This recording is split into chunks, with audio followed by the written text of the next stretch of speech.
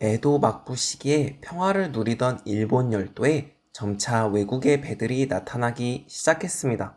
처음에 에도 막부는 이국선이 등장하면 무력으로 쫓아낼 것을 정책으로 삼았습니다. 그런데 청나라가 영국과 싸워 무참히 패배했다는 충격적인 소식이 에도 막부에 들려왔습니다. 결국 막부는 이국선 격퇴령을 철회하고 이국선이 다가오면 물과 땔감을 지원한다는 신수급여령을 내립니다. 이렇게 불안한 상황이 계속되는 가운데 일본의 개항을 본격적으로 압박하는 국가가 등장합니다. 바로 미국입니다. 1853년에 미국의 페리 제독이 4척의 군함을 이끌고 우라가항에 출현했습니다. 페리는 에도 막부가 미국과 통상을 할 것을 요구했습니다. 페리 제독의 함대는 다음해 다시 돌아온다는 말과 함께 일단 일본을 떠났습니다. 페리 제독은 1854년 일본에 다시 들어왔습니다. 결국 에도 막부는 이러한 미국의 압박을 이기지 못하고 미일 화친 조약을 체결했습니다. 미일 화친 조약은 시모다, 하코다테 등 2개의 항구를 개항할 것과 미국의 최애국 대우를 인정하는 것을 주요 내용으로 하는 조약이었습니다. 미일 화친 조약으로 만족하지 못한 미국은 다시 에도 막부를 압박했습니다. 결국 1858년에는 미일 수호 통상 조약이 체결되었습니다. 미일 수호 통상 조약을 통해 개항하는 항구가 크게 늘어났고 미국은 수많은 특권을 가지게 되었습니다. 이렇게 미국과 조약을 체결하고 나자 에도 막부는 수많은 다른 국가들과도 조약을 맺어야 했습니다. 그런데 이 미일 수호 통상 조약은 일본 내부의 갈등의 계기가 되었습니다. 원래 에도 막부는 중대한 일을 결정할 때 천황의 허락을 받아야 했습니다. 비록 천황이 실권은 없었지만 형식적인 절차가 존재했던 것이죠. 그런데 당시 막부의 권력을 쥐고 있던 이이 나오스케는 천황의 허락도 받지 않고 독단적으로 조약을 맺었습니다. 이렇게 에도 막부가 천황을 무시하는 독단적인 모습을 보이자 에도 막부에 반대하고 천황의 권위를 높여야 한다고 주장하는 세력들이 나타났습니다. 바로 존왕양이론자들이 등장한 것이죠. 존왕양이론자들은 천황을 무시하고 서양 국가들과 조약을 체결한 막부를 비판했습니다. 결국 이이 나오스케는 안세이의 대옥을 통해 막부에 반대하는 사람들을 강하게 억누르고 공격했습니다. 그런데 이이 나오스케는 결국 암살을 당하고 말았습니다. 막부에 반대하는 반막부 세력이 급진적인 행동을 벌이자 막부는 결국 무력으로 맞서는 수밖에 없었습니다. 한편 당시 주요 번이었던 조슈번과 사스마번은 서양 열강들에게 도전했으나 결국 패배하고 말았습니다. 그리하여 서양의 발전된 기술을 수용하고 무능력한 막부를 없애야 한다는 공동의 의식을 가지게 되었죠. 결국 1866년 조슈번과 사스마번이 사카모토 료마의 중재로 서로 힘을 합쳐 사초 동맹을 맺었고 막부 세력과 반막부 세력의 치열한 대립이 전개되었습니다. 막부는 이렇게 커다란 저항에 직면하자 막부의 권력을 천황에 반납한다는 대정봉환을 실행합니다. 쇼군이었던 도쿠가와 요시노부는 대정봉환을 통해 겉으로는 권력을 내려놓는 것처럼 보였지만 실은 천황 밑에 다이묘 회의를 개설하고 도쿠가와 가문이 그 회의를 장악하여 실권을 차지하려고 했습니다. 결국 반막부 세력은 왕정복고를 위한 쿠데타를 결행합니다. 일명 왕정복고의 대호령이 이루어져 막부의 소멸이 선언되었습니다. 도바 후시미 전투를 기점으로 보신전쟁이 시작되어 막부를 지지하는 세력과 막부를 반대하는 세력이 치열한 전투를 벌였죠. 싸움의 승자는 결국 새로운 정부를 세운 반막부 세력이었습니다. 새로운 정부는 국가의 발전을 위해 여러 정책들을 시행했습니다. 1871년에는 아예 번이 폐지되고 현을 설치한 다음 정부가 직접 지사를 보내서 다스리는 폐번 지연이 실시되었습니다. 번에서 다이무들이 독자적으로 통치하던 막번 체제에서 벗어나 정부가 중앙 집권을 행사하는 국가로 변화한 것입니다. 이후 메이지 정부는 징병제를 실행하여 군사력을 강화하고 지조 개정을 통해 근대적인 조세 제도를 확립했습니다. 이렇게 메이지 정부는 정치, 경제, 군사 등 다양한 분야에서 급진적인 개혁을 펼쳤습니다. 메이지 정부는 서양의 상황을 더 잘 알기 위해 이와쿠라 사절단을 파견하기도 했습니다. 메이지 정부는 이외에도 다양한 정책을 시행했습니다. 근대적인 학제가 마련되었고 서양의 두발을 본받아 단발령을 실시했습니다. 우편제도, 화폐제도가 정비되고 1872년에는 태양역도 시행되었습니다. 서양의 사상과 학문이 본격적으로 들어오자 제대로 된 입헌 체제를 만들 것을 요구하는 자유민권운동이 벌어졌습니다. 특히 이타가키 다이스케라는 인물은 자유당을 만드는 등 자유민권운동에 앞장섰습니다. 그러나 이후 경제가 악화되고 정부의 탄압이 심해지자 자유민권운동은 크게 약해졌습니다. 메이지 정부는 비록 자유민권운동을 탄압했지만 메이지 정부도 일본에 헌법과 의회가 있어야 한다는 점은 인정했습니다. 당시 일본 정치를 주도하던 이토 히로부미는 직접 유럽을 방문하여 일본의 헌법을 구상했습니다. 이토 히로부미는 다양한 국가를 방문하고 그 중에서 독일의 헌법을 기본 바탕으로 두기로 결정했습니다. 그리하여 1889년에 일명 대일본 제국 헌법이 공포되었습니다. 대일본 제국 헌법을 통해 일본에는 헌법과 의회가 갖추어졌습니다. 그런데 대일본 제국 헌법은 민권보다는 천황의 권력에 초점을 맞추었습니다. 민의를 배제하고 천황의 강력한 권력을 지나치게 강조한 것이 이 대일본 제국 헌법의 한계였습니다. 이렇게 일본은 거의 모든 분야에 대한 변화와 개혁을 통해 힘을 키웠습니다. 이후 일본은 주변의 국가들로 손을 뻗으며 침략의 야욕을 드러냈습니다. 류큐를 힘으로 병합하고 강화도 조약을 체결하여 조선을 개양시켰습니다. 일본은 결국 세력 확장 과정에서 청나라와 대립하게 되었습니다. 1884년에 조선의 급진 개화파가 일으킨 갑신정변 이후 청과 일본은 조선에 군사를 보낼 때 서로 알리자는 내용을 담은 텐진 조약을 체결했습니다. 1894년에 조선에서 봉건적 체제에 반대하는 동학 농민운동이 일어나자 조선 정부는 청나라의 도움을 구했습니다. 청나라가 군대를 보내자 일본도 텐진 조약을 빌미로 군대를 보냈죠. 선전포고를 하기도 전에 일본이 풍도에서 해전을 벌이면서 청일전쟁이 시작되었습니다. 일본은 강력한 군사력을 바탕으로 청일전쟁에서 일방적인 승리를 거두었습니다. 일본과 청나라는 시모노세키 조약을 체결했습니다. 이 시모노세키 조약을 통해 일본은 조선에 대한 청나라의 영향력을 없애는 데 성공했습니다. 게다가 엄청난 액수의 배상금을 받았고 요동과 대만 등을 할양받게 되었습니다. 그러나 결국 일본은 요동 반도를 할양받지는 못했습니다. 바로 러시아의 견제가 작용한 것이죠. 러시아는 일본의 확장을 경계하며 독일, 프랑스와 함께 일본이 요동반도를 청나라에 돌려줄 것을 강력하게 요구했습니다. 결국 일본은 요동반도를 가지는 것을 포기할 수밖에 없었습니다. 이 사건은 삼국 간섭으로 불리는데 이 삼국 간섭으로 인해 러시아에 대한 일본의 반감이 매우 커졌습니다. 일본은 조선에서 러시아의 영향력을 약화시키기 위해 조선의 왕후를 제거했습니다. 그러나 조선의 왕 고종이 이후 러시아 공사관으로 피신하면서 조선에 대한 러시아의 영향력은 더욱 강해졌습니다. 일본과 러시아의 대립은 갈수록 심해졌습니다. 그런데 당시 세계 여러 지역에서 러시아와 충돌하던 영국은 러시아의 야심을 무척 경계했습니다. 그리하여 영국은 러시아를 견제하기 위해 일본과 동맹을 체결했습니다. 이후 러시아와 일본 사이에는 협상을 통해 문제를 해결하려는 여러 움직임이 있었으나 결국 실패했습니다. 그리하여 1904년 러일 전쟁이 발발했습니다. 일본군은 여순과 봉천을 차지하고 동해 해전에서는 러시아의 발틱 함대를 무너뜨리며 대승을 거두었습니다. 그런데 이 러일 전쟁으로 인한 일본의 출혈도 만만치 않았습니다.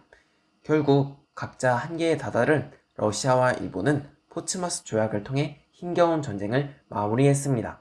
미국의 중재로 체결된 이 조약을 통해 일본은 러시아까지 조선에서 몰아냈고 여순과 대련, 사할린 남부를 차지하는 성과를 거두었습니다.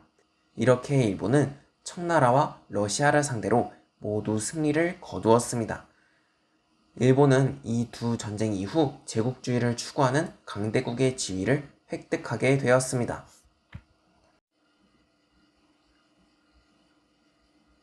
청일전쟁과 러일전쟁에서 승리한 이후 일본은 본격적으로 제국주의 열강의 궤도에 오르게 되었습니다.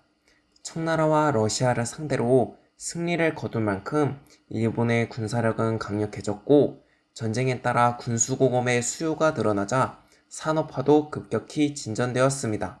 그리고 청일전쟁 이후 일본은 청나라로부터 대규모의 배상금을 받게 되었습니다. 이 막대한 배상금을 이용하여 일본은 야하타 제철소 등의 산업시설을 지었습니다. 일본의 경제력은 급격히 상승하였습니다. 러일 전쟁을 마무리한 포츠마스 조약을 통해서는 다양한 지역을 차지하고 1910년에는 조선을 식민지로 삼아 영역도 크게 늘었습니다. 1914년 제1차 세계대전이 발발했습니다. 제1차 세계대전은 열강들이 편을 갈라 싸운 거대한 전쟁이었습니다. 일본의 관심은 유럽의 전장보다는 동아시아에 있는 독일의 세력이었습니다. 일본은 영일 동맹을 명분으로 삼아 영국의 적이었던 독일을 공격했습니다. 바로 독일이 가지고 있던 산둥성의 청도를 점령한 것이죠. 그리고 1915년에는 중국의 21개조 요구를 강요하게 되는데 이 21개조 요구는 노골적으로 중국에서 일본의 세력을 확장하려는 내용을 담고 있습니다. 제1차 세계대전을 통해 일본의 힘은 급격히 성장했습니다. 일본은 동아시아에서의 독일을 공격하여 세력을 크게 확장했고 유럽의 강대국들이 제1차 세계대전에서 싸우며 동아시아에 관심을 가지지 못한 틈을 타서 중국의 무역을 독차지했습니다. 그리하여 일본은 엄청난 규모의 수출을 달성했고 새로운 부자들, 즉 나리킨들이 나타나기도 했습니다. 처참한 전쟁이었던 제1차 세계대전은 1919년 파리에서 개최된 강화회의를 통해서 그 막을 내렸습니다. 이 파리 강화회의에서는 베르사유 조약이 체결되었는데 이 조약은 독일과 오스트리아 등 패전국에 대한 가혹한 처벌과 배상 요구를 담고 있었습니다. 일본은 영일 동맹을 통해 참여한 1차 세계대전의 승전국이었습니다. 그랬기에 일본은 이 강화회의를 통해 독일의 것이었던 산둥반도에 대한 권익과 태평양의 남양군도에 대한 점유를 인정받을 수 있었습니다. 그러나 일본의 호황은 오래가지는 못했습니다. 전쟁 직후의 호황 이후 점차 침체가 찾아오면서 경제가 악화되었고 미국의 윌슨 대통령이 주장한 민족 자결주의의 영향을 받아 한반도에서는 3.1운동이 일어났습니다. 3.1운동의 영향을 받아 중국에서는 일본의 제국주의적 침략을 반대하는 오사운동이 일어났습니다. 한편 정치적으로는 1912년에 즉위한 다이쇼 천황의 시기에 접어들며 민주정치가 발전했습니다. 이를 다이쇼 데모크라시라고 부릅니다. 1925년에 제정된 25세 이상의 남성이라면 재산의 소유 정도에 상관없이 누구나 선거권을 행사할 수 있게 한 보통 선거법은 이러한 다이쇼 시대 일본 민주주의의 발전을 잘 보여줍니다. 그러나 치안유지법이 만들어져 일본 천황과 정부를 비판하는 사람들을 점차 탄압하고 억누르는 등의 한계도 존재했습니다. 제1차 세계대전 시기 서구 열강들이 전쟁에 집중하는 동안 일본은 동아시아에서 세력을 확장했습니다. 이제 영국, 미국 등 열강들은 동아시아에서 특히 중국에 대한 일본의 영향력이 지나치게 커졌다고 여기고 일본을 경계하기 시작했습니다. 그래서 1921년에서 1922년까지 미국에서 워싱턴 회의가 개최되었습니다. 일본도 다른 강대국들의 최대한 협력하는 협조 외교를 방침으로 삼았기 때문에 이 회의에 참여했습니다. 워싱턴 회의의 중심 내용은 미국과 영국 그리고 일본의 해군 주력한 비율을 5대 5대 3으로 지정하는 것이었습니다. 워싱턴 회의를 통해 영국과 일본의 동맹도 폐지되었죠. 비록 일본은 이 회의를 통해 산둥반도에 대한 이권을 중국에 돌려주었지만 미국과 영국에 이어 일본이 거론될 정도로 위상이 커졌다는 점은 나름의 수학이었습니다. 청나라가 무너진 뒤 이 무렵의 중국에서는 수많은 군벌들이 난립하여 혼란의 시대가 벌어지고 있었습니다. 일본은 이렇게 다양한 군벌들과 관계를 맺고 있었죠. 그런데 국민당의 장개석이 군벌들을 평정하기 위해 북벌을 시작하면서 중국 정세에 변화가 생겼습니다. 1927년에 등장한 다나카 내각은 이러한 정세 변화를 반영하여 적극 정책을 실시했습니다. 정책의 이름처럼 일본은 쌍둥이의 군대를 파견하고 만주의 유력 군벌 장장림을 폭사시키는 등 적극적으로 중국에 관여했습니다. 다나카 내각의 이러한 적극적 행보가 실패하자 이후 등장한 하마구치 내각은 강경한 태도를 잡고 다시 협조적인 태도를 가졌습니다. 중국과의 외교 관계를 다독이기 위해 중국이 관세를 자주적으로 결정할 권리를 인정하기로 하고 영국의 런던에서 개최된 해군 군축조약에도 참가했습니다. 이렇게 다양한 외교 정책이 추진되는 동안 1920년대 일본의 경제는 상당히 침체되었습니다. 제1차 세계대전 시기 일본은 전쟁으로 인해 급격히 늘어난 공업의 수요를 맞추기 위해 생산을 크게 늘렸습니다. 그러나 전쟁이 끝나고 이러한 지나친 생산은 일본 경제에 독이 되었습니다. 1923년에 일본을 뒤흔든 관동 대지진은 일본 경제에 연속적인 타격을 주었습니다. 하마구치 내각은 긴축 재정을 실행하여 경제 악화를 막으려고 했지만 1929년에 미국에서 시작된 대공황은 일본 경제에 치명타를 주었습니다. 설상가상으로 국제 정세도 급박히 돌아갔습니다. 1928년에 북벌을 완수한 장개석의 중국 국민당 세력은 만주에 자리 잡은 일본 세력에게는 크나큰 위협으로 여겨졌습니다. 결국 만주의 관동군은 만주 사변을 일으켜 군사력을 동원해 만주를 장악했습니다. 관동군은 침체된 일본 경제에 활력을 불어넣고 위협적인 중국 국민당 세력을 견제하며 지속적인 조선의 독립투쟁을 막는다는 다양한 목적을 염두에 두고 만주 사변을 일으켰습니다. 국제연맹은 이 사변의 진상을 밝히기 위해 리튼 조사단을 보냈습니다. 관동군은 일단 만주국이라는 괴뢰의 국가를 세워서 국제연맹의 반발을 무마하려 했습니다. 그러나 진상을 파악한 조사단의 보고서를 통해 국제연맹은 만주에서 일본군이 철수할 것을 요구했습니다. 결국 이에 반발한 일본은 아예 국제연맹을 탈퇴해버리고 말았습니다. 이렇게 경제가 악화하고 정세가 변하면서 일본에서는 점차 군부가 대두되었습니다. 1920년대 행해졌던 여러 내각의 협조 외교는 연약한 외교라면서 비판을 받았죠.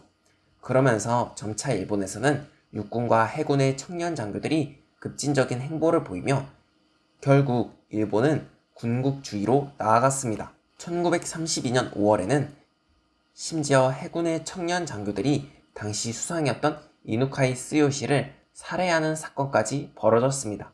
이 사건은 5.15 사건으로 불리는데 일본의 정당 정치를 위협한 대표적인 사건이었습니다.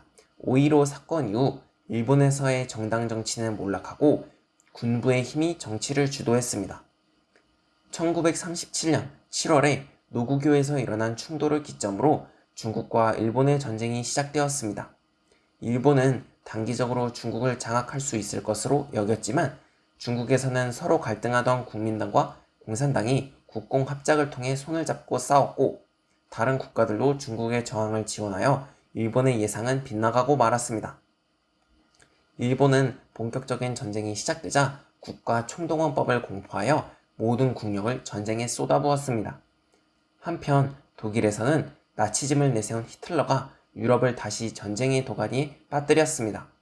유럽에서 독일이 승승장구하자 일본과 독일 그리고 이탈리아는 1940년에 동맹을 체결하였습니다. 일본은 그 기세를 타서 동남아시아에 대한 공격을 적극적으로 추진했습니다. 동남아시아에 있는 석유나 고무 등의 자원을 확보하려는 목적 때문이었죠.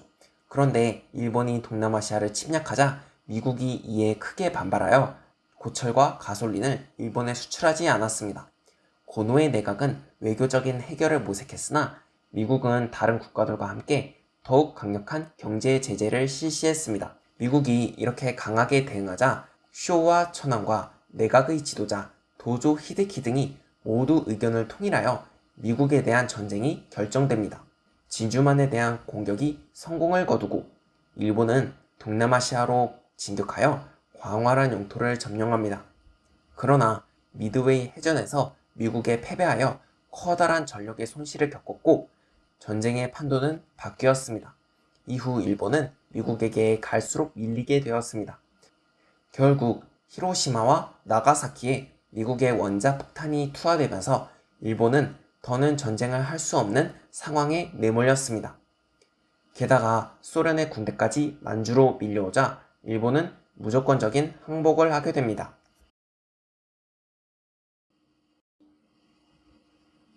1945년 8월 무조건 항복한 일본은 이제 미국의 통치를 받는 신세로 전락했습니다. 일본에는 GHQ, 즉 연합군 총사령부가 설치되었습니다. 이 연합군 총사령부는 형식적으로는 미국, 중국, 영국, 소련 등의 국가를 포함하는 극동위원회의 조언을 받았지만 실질적으로 미국이 혼자 점령한 것이나 다름없었습니다. 미국의 메가더라는 인물이 최고 사령관의 자리에 앉았습니다. 연합국 총사령부는 일본에 대한 여러 개혁을 실시했습니다. 전쟁 범죄를 저지른 전범들을 체포하고 군사용품의 생산도 완전히 차단했습니다. 전쟁에 동조한 정치인들은 추방해버렸고 일본의 군대도 해체되었습니다. 또한 연합국 총사령부는 일본의 민주정치를 실시하고자 했습니다. 현재의 일본국 헌법인 일명 신헌법은 일본의 민주적이고 평화적인 국가를 건설하고자 했던 연합국 총사령부의 의도를 잘 보여줍니다. 이 신헌법은 인권의 보장과 평화의 추구를 근본으로 삼아 천황을 권력이 없는 상징으로 규정하고 일본은 전쟁을 포기한다는 내용도 담고 있었습니다. 일본이 전쟁을 포기하도록 한다는 점에서 이 헌법은 평화헌법으로도 불리게 되었습니다. 정치를 넘어 경제 분야에서도 민주화의 기류가 있었습니다. 농지가 개혁되어 상당수의 자작농이 만들어졌고 미스의 등의 재벌이 해체되었습니다. 이러한 여러 변화를 통해 일본에는 민주주의를 바탕으로 하는 자본주의 시장 경제의 기반이 확립되었습니다.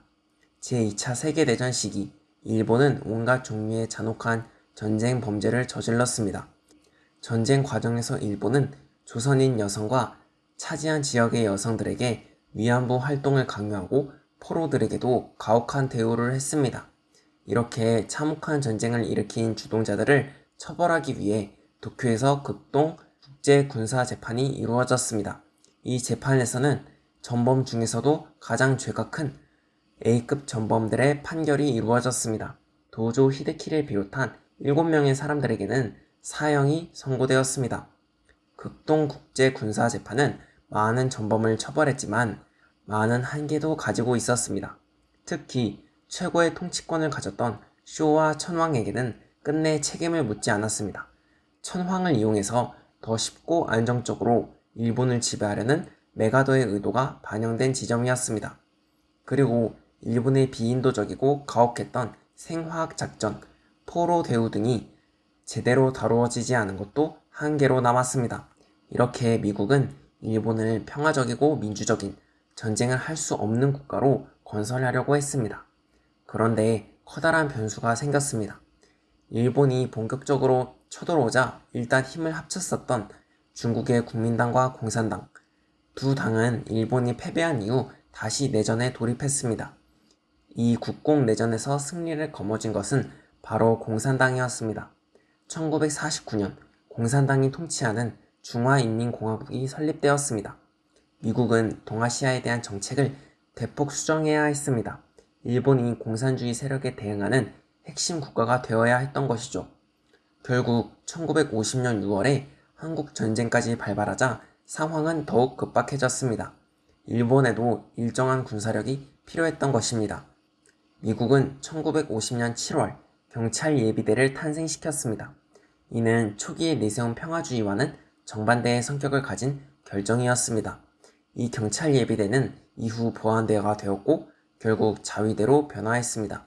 그리고 더 나아가 미국은 일본을 독립국으로 만들어 국제사회에 복귀시키기 위해 일본과 연합국 사이의 강화조약 추진을 결정했습니다. 당시 수상이었던 요시다 시게루는 미국군이 일본 영토에 주둔하도록 군사기지를 마련한다는 결정을 내렸죠. 그리하여 1951년 9월 샌프란시스코에서 강화 조약이 체결되었습니다. 이 샌프란시스코 강화 조약으로 일본은 다시 독립국이 되었고 국제사회의 한 국가로서 복귀하게 되었습니다. 그러나 이 샌프란시스코 강화 조약은 많은 문제점을 안고 있었습니다.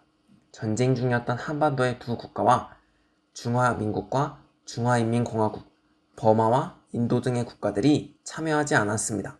샌프란시스코 강화 조약은 이렇게 아시아 태평양 전쟁 당시에 주요 국가들이 참여하지 않은 기형적인 형태의 조약이었습니다. 일본과 조약을 맺지 못한 국가들과의 외교 관계의 수립은 나중에서야 이루어질 수 있었습니다. 샌프란시스코 강화 조약으로 인해 오키나와는 일단 미국이 담당했고 함께 체결된 미일 안보 조약으로 인해 일본에는 미국의 군대가 주둔하게 되었습니다. 1950년대 이렇게 일본 주위의 상황과 국제 관계가 급작스럽게 변하자 일본 내부의 정치 구도에도 많은 변화가 이루어졌습니다. 요시다 시게루의 내각과 자유당은 샌프란시스코 강화 조약과 미일 안보 조약을 체결하는 활동을 통해 권력 기반을 만들었습니다.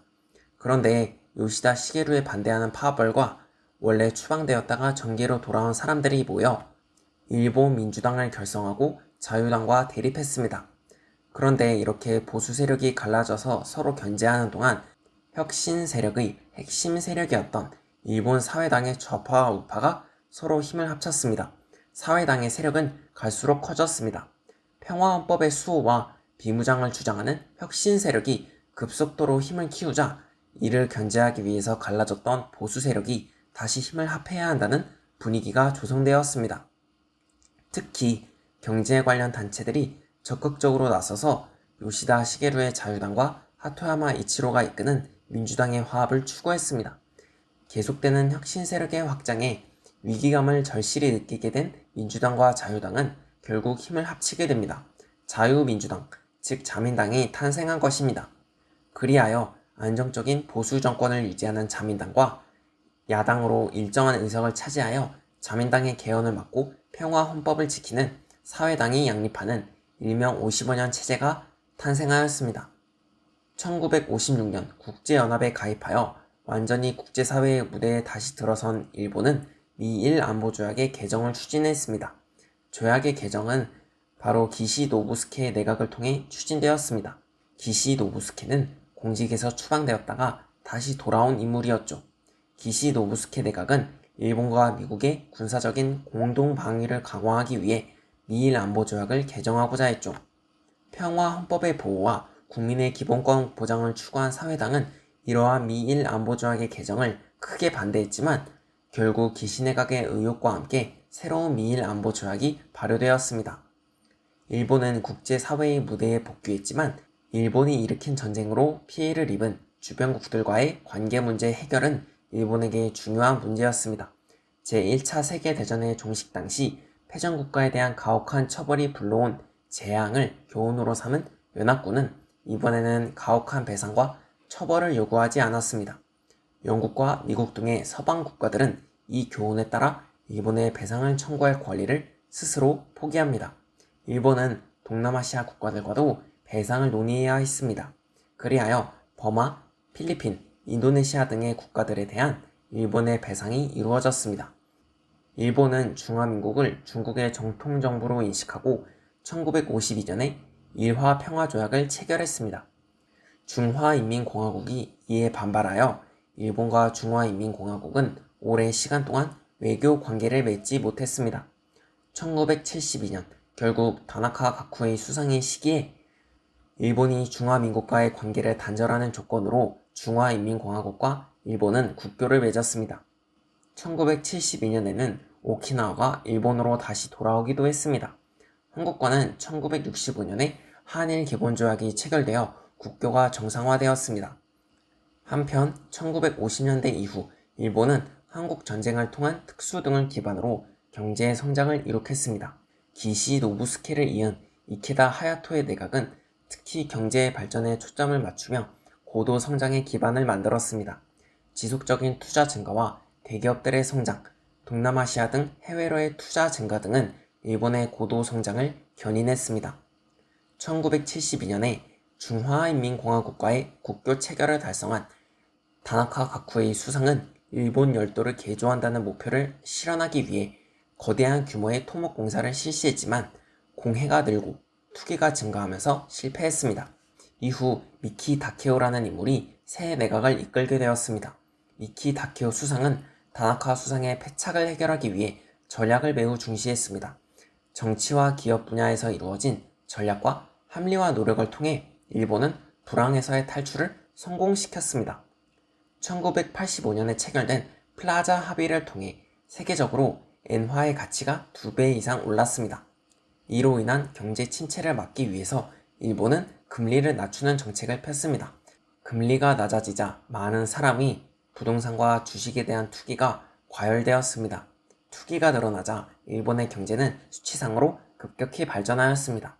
그러나 부동산과 주식에 대한 과도한 투기로 거품 경제가 부풀어 올랐습니다. 결국 부풀어 오른 거품은 1991년에 터지고 말았고 이후 일본은 장기적인 불황의 길에 들어섰습니다. 수많은 은행이 도산했고 현재까지도 일본의 채무는 상당한 수준입니다. 1991년에는 소련이 붕괴하여 냉전이 막을 내렸습니다. 냉전이 끝나고 미국이 전 세계의 패권을 독차지하게 되면서 일본 정치를 장기간 지탱해온 55년 체제에도 변화가 생겼습니다. 1993년에는 38년 동안 정권을 지탱해온 자민당이 권력에서 물러나고 다양한 정당으로 구성된 호소가와 모리히로 연립정권이 만들어졌습니다. 55년 체제가 막을 내린 것입니다. 이렇게 1990년대에 들어서며 일본은 55년 체제의 붕괴라는 정치적 급변과 거품 경제의 붕괴라는 경제적 급변을 모두 맞이했습니다.